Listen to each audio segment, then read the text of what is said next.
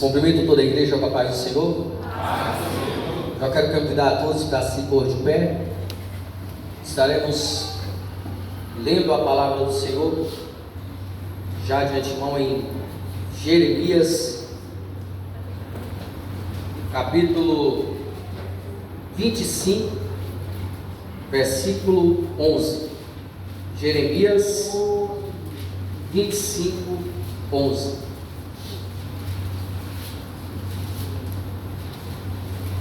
E diz assim a palavra do Senhor: e toda esta terra virá a ser um deserto e um espanto, e estas nações servirão ao rei da Babilônia 70 anos.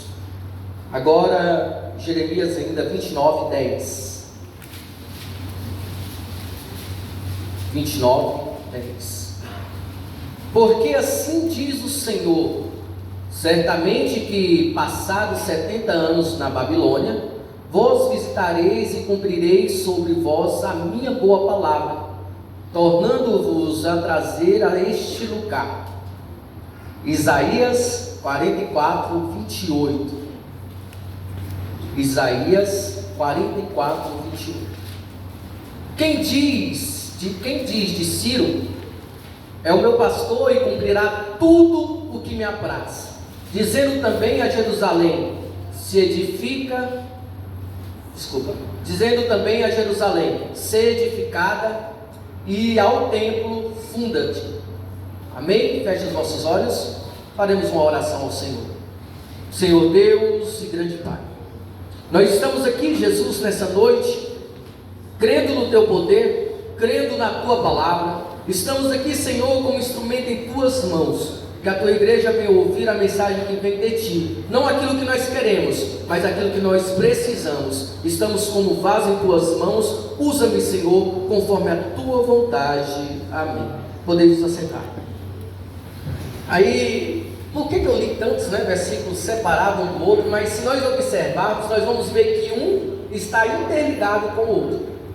Eu vou pedir para que os irmãos permaneçam com a sua Bíblia aberta em Esdras, do capítulo 1 ao capítulo 9. Hoje nós vamos percorrer o livro de Esdras.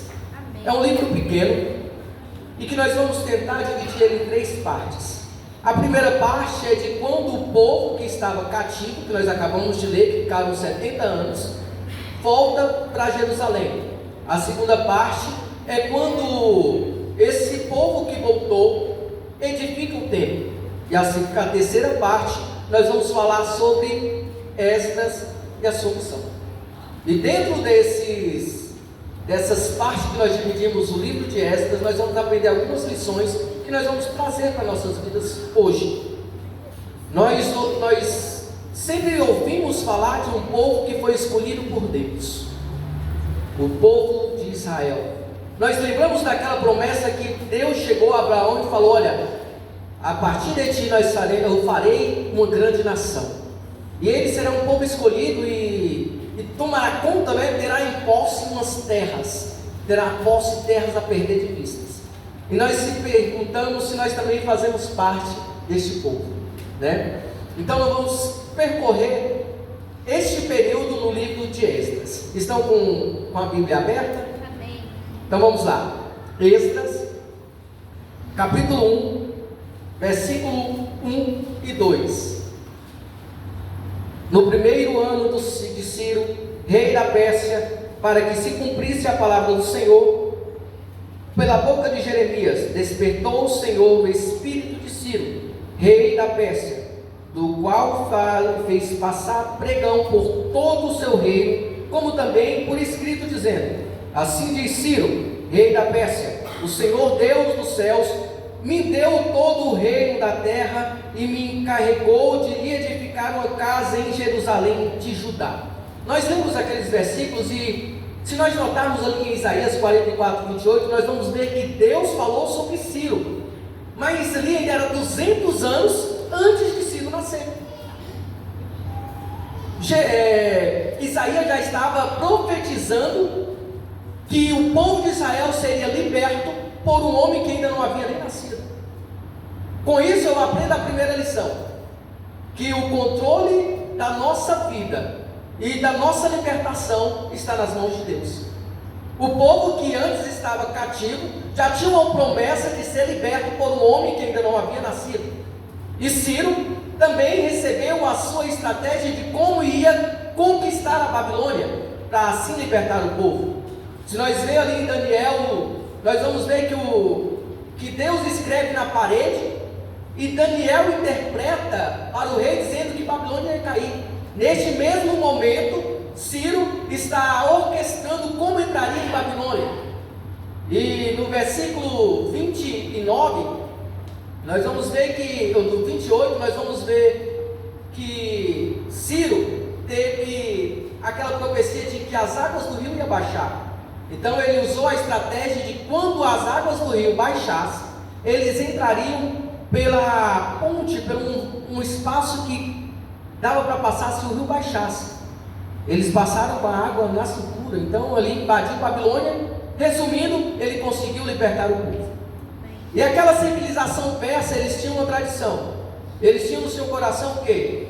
Todo homem tem que ter palavra. Amém. E a palavra que Ciro tinha era o quê? Vou dar liberdade para o povo.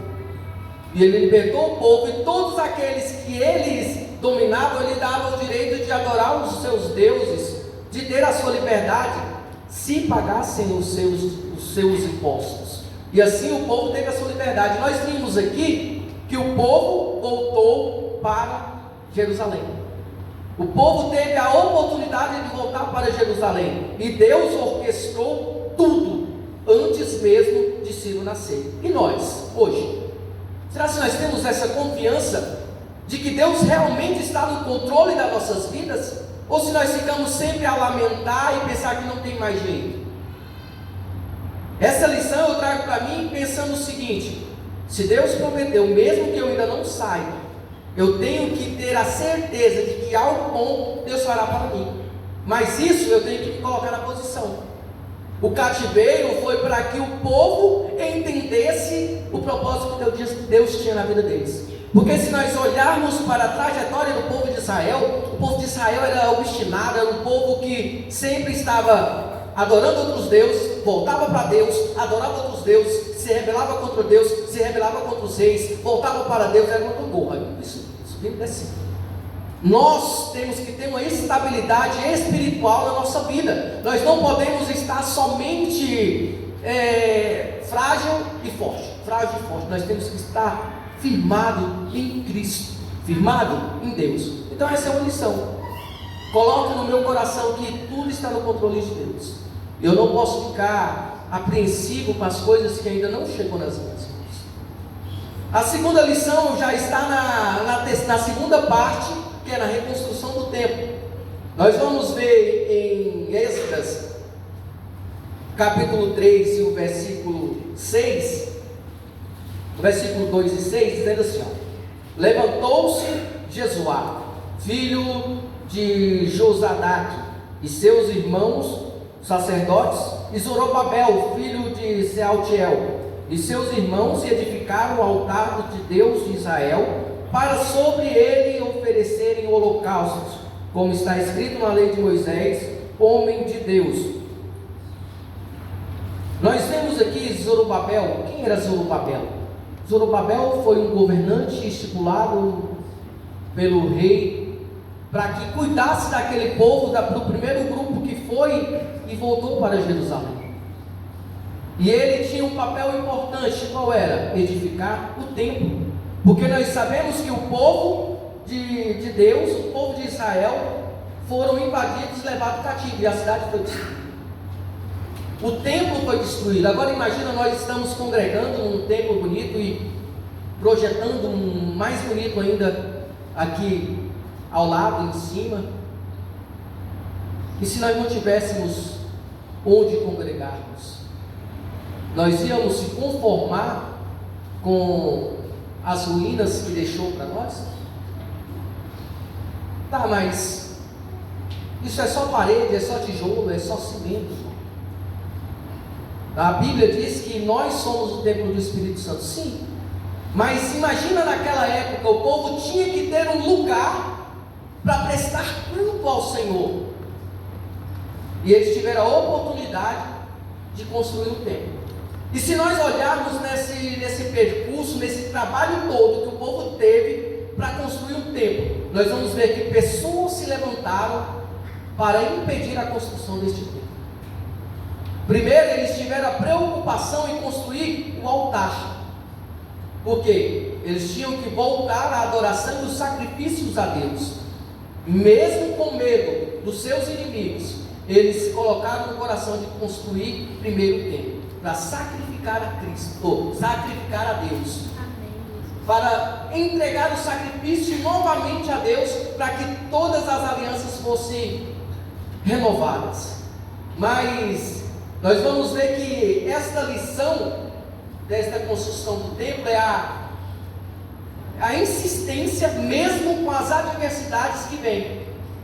No versículo 2 que nós vemos que Deus levantou Zorobabel. E no capítulo 4, versículo 2, nós vamos ver que outros povos tentou chegar a Zorobabel e falar assim: olha, deixa eu ajudar a construir também este templo. Nós também já sacrificamos ao Deus de Israel, nós também o adoramos. Só porque Zorobabel ele teve um discernimento. Qual foi o discernimento?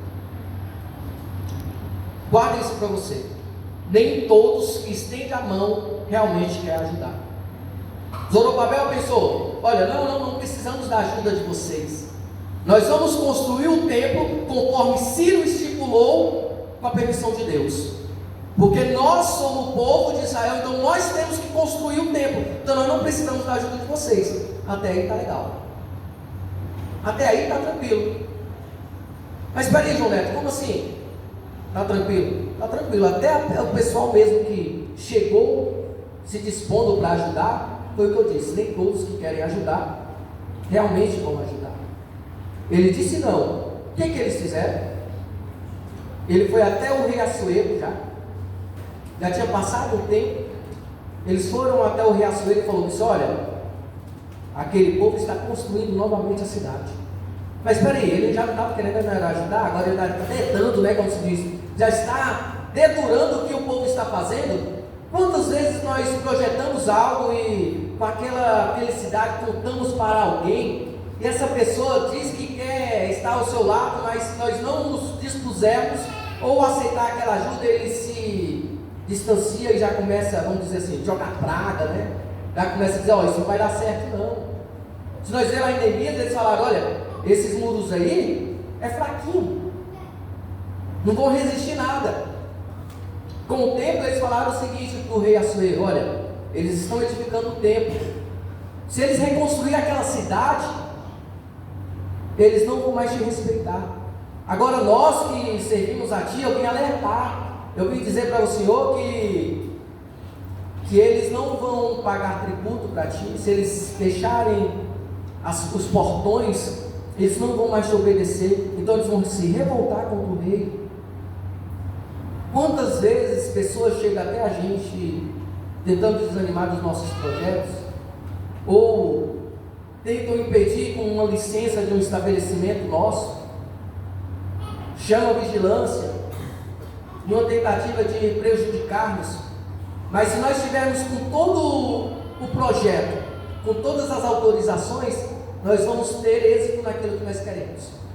Se nós olharmos direitinho aqui na palavra de Deus, mesmo esse povo chegando ao rei Assuero e falando todo o projeto do povo, ele ouviu aqueles dedo duro, né? Falou: peraí, eu vou olhar nos papéis e vou ver aqui. Mas rei, olha direito, porque aquele povo lá, eles se rebelavam contra os outros reis, eles davam trabalho mesmo. Esse povo não é bom, esse povo é mau. Se eles edificarem essa cidade malvada, eles não vão aceitar a ti. Ele olhou nos documentos e falou assim: realmente, esse povo se levantou contra os reis, então eu não vou permitir mais que construa. Aí a construção foi embargada. Embargaram aquilo ali. Mas espera aí, João Neto, calma aí. É só história. Presta atenção. Se nós não atentarmos para a palavra de Deus, se nós não olharmos a trajetória dos nossos pais na fé, nós não vamos entender o porquê que nós estamos aqui hoje. Então aquele povo que estavam trabalhando para reconstruir o templo tiveram a sua obra largada. Mas Deus levantou 2 profetas. Que profetas foram eles? Ageu e Zacarias. Eles falaram para o povo: olha, não parem, continue a construir a cidade, continue esta obra, não desistam. É o que eu digo para vocês: não desistam dos seus projetos em Deus. Amém.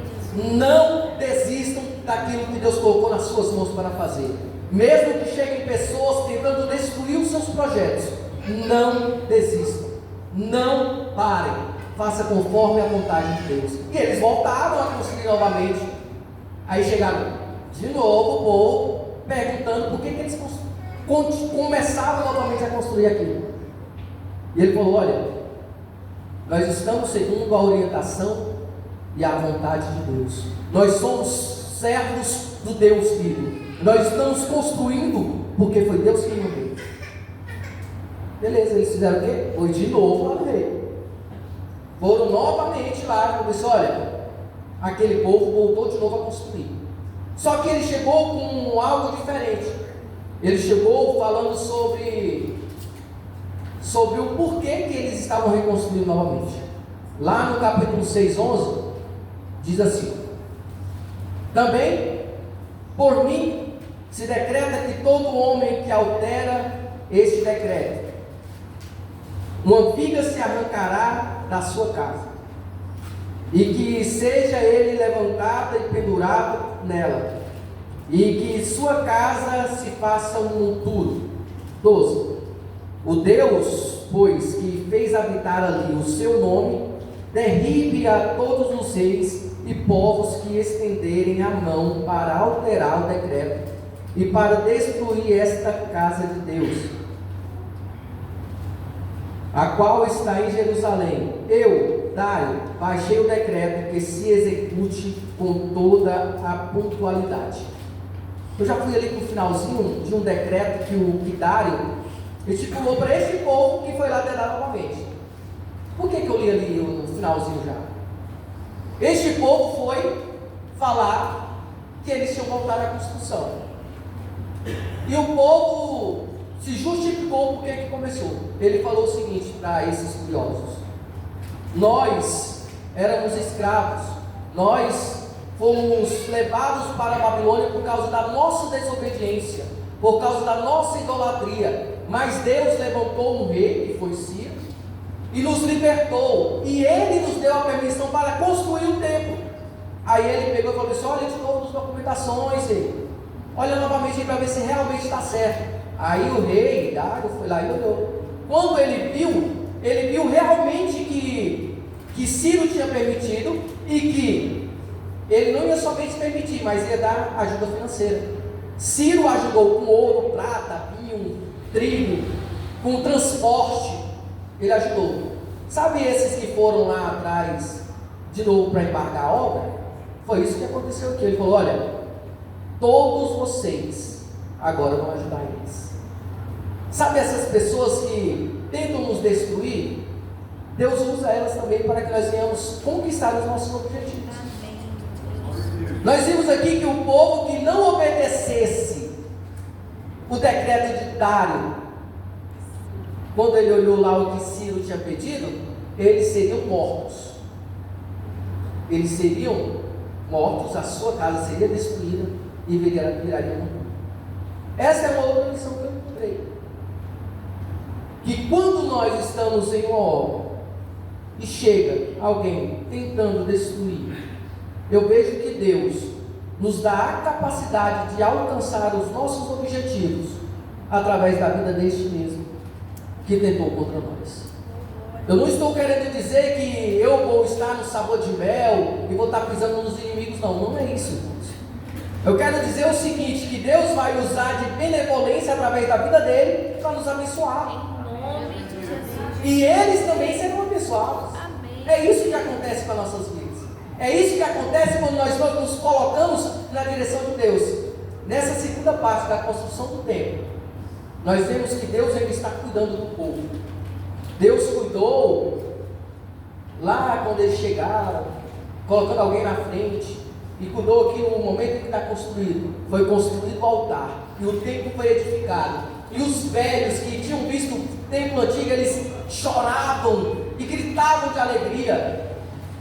São choros, são gritos que não tem como expressar de outra maneira, de tão alegria que eles tiveram. Agora imagina nós, com a alegria da salvação hoje, que nós não tínhamos esse direito, nós não tínhamos essa oportunidade de chegar a Deus, mas Deus é tão misericordioso, que mesmo com as nossas transgressões, com os nossos pecados, Ele nos deu a oportunidade de chegar até Ele.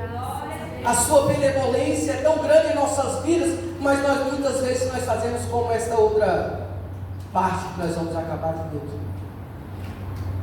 A terceira parte que nós dividimos Esdras está no capítulo 7 até o capítulo 10. Do 7 ao 10. No versículo 10 também.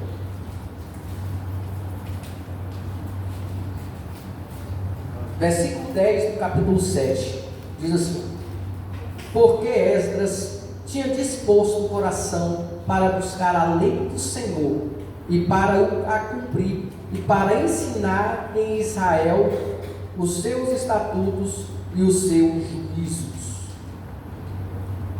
Nessa terceira parte eu vejo uma lição na vocação de Esdras. Eu falei sobre um povo que era gangorra, que adorava a Deus, adorava outros deuses, voltava para Deus. Eu falei sobre o povo que foram libertos e voltou para Jerusalém, edificou o templo, mas eu me recordo de uma palavra que o pastor Márcio disse. Ele falou: não adianta nada nós termos um templo bonito, um templo grande, com os músicos ótimos, se nós não tivermos palavra. Se nós não aprofundarmos na palavra, se nós não edificarmos o templo com a palavra. E Esdras aqui, a vocação de Esdras é uma lição para a minha vida. No versículo 1 do mesmo capítulo, fala que Esdras era versado na lei de Moisés, que Esdras era mestre nos mandamentos. Ele tinha o cuidado de aprender, ele dedicou toda a sua vida para aprender sobre o Deus de Israel e sobre a lei de Moisés. Nós temos um projeto muito bonito nas quintas-feiras: pequenos leitores e grandes discípulos. Mas esse projeto não precisa ficar somente ali. Esse projeto pode se alastrar aqui dentro do templo, para os jovens, para os senhores, para o grupo de mulheres, para os ministérios de casal. Por quê? Eu vi aqui a necessidade de um povo, através da vida de Esdras, olhando aqui a vocação de Esdras, a necessidade não somente de um templo grande, de um templo edificado. Quer ver? Olha só, no capítulo 9, diz assim: acabadas, pois, estas coisas, vieram ter comigo os príncipes, dizendo: o povo de Israel e os sacerdotes e os levitas não se separaram do povo de outras terras, com as suas abominações, isto é, dos cananeus, dos heteus, dos ferezeus, dos jebuseus, dos amonitas, dos moabitas, dos egípcios e dos amorreus. Esdras, ele teve a sua vocação, a sua vida toda dedicada a aprender a lei. E o rei falou o seguinte: você vai lá para Jerusalém. Volta não, vai, porque ele nasceu lá na Babilônia. Vai lá para Jerusalém e leva outros contigo. Ele demorou 4 meses para chegar lá.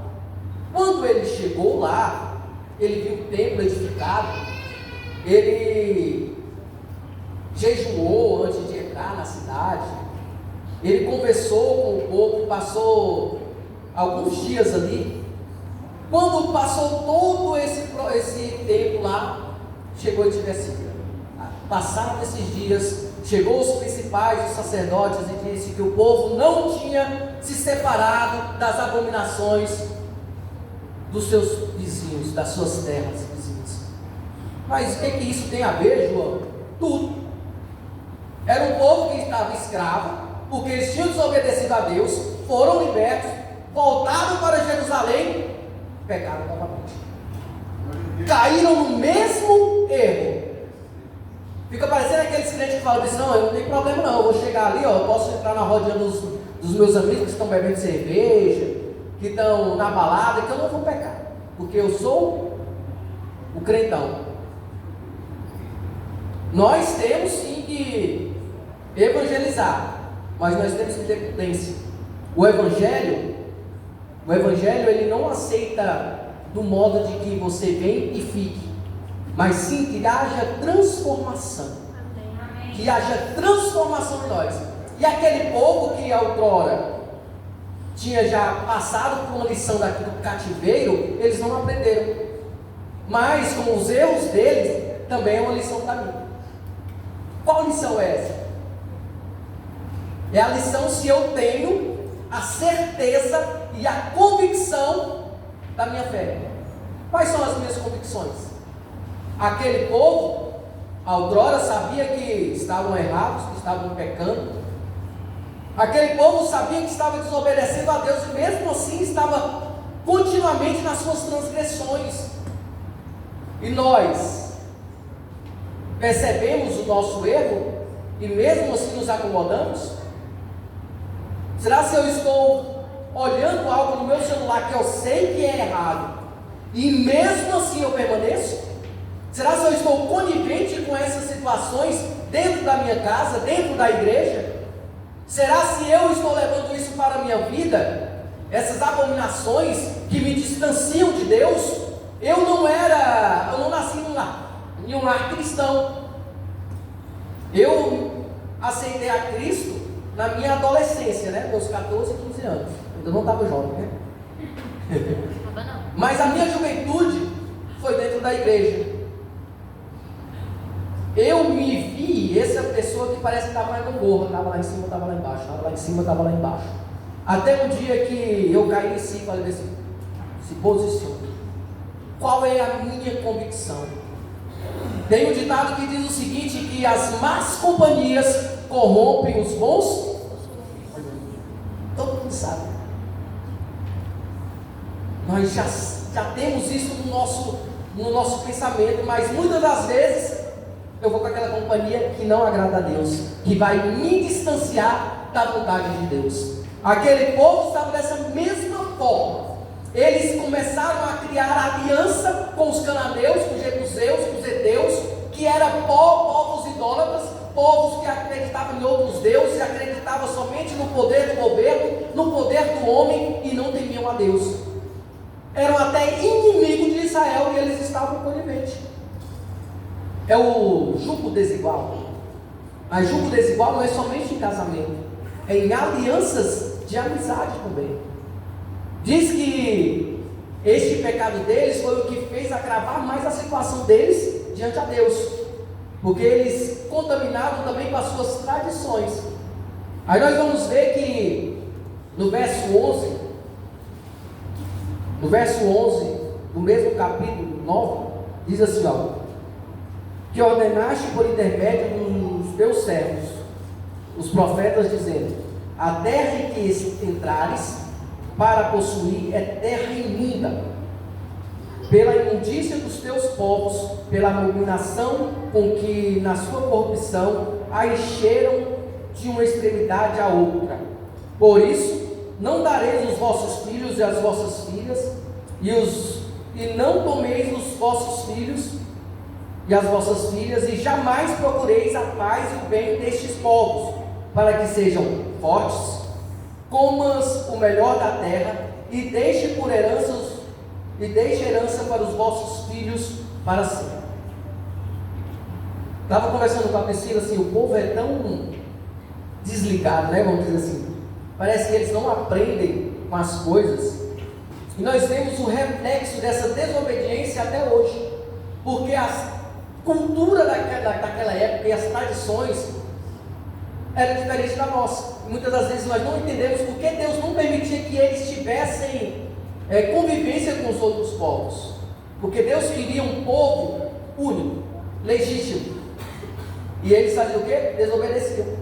Aí nós vamos ver aqui nesse mesmo capítulo 9, que o povo, eles voltaram a transgredir. O que Esdras fez? No versículo 3, do capítulo 9. Ouvindo eu tal coisa, rasguei as minhas vestes e o meu manto, e raspei os meus cabelos e a minha barba, e me sentei a ponto. Ele passou o dia todo antes do sacrifício, pensando nessas abominações que aconteceram. Ele ficou triste. Ele foi para lá para edificar a vida espiritual daquele povo, trazer novamente o povo a Deus através das leis. Por quê?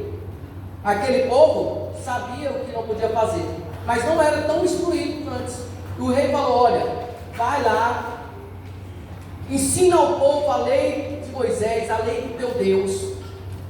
E quem não obedecer à lei do teu Deus e às minhas leis, eles morrerão.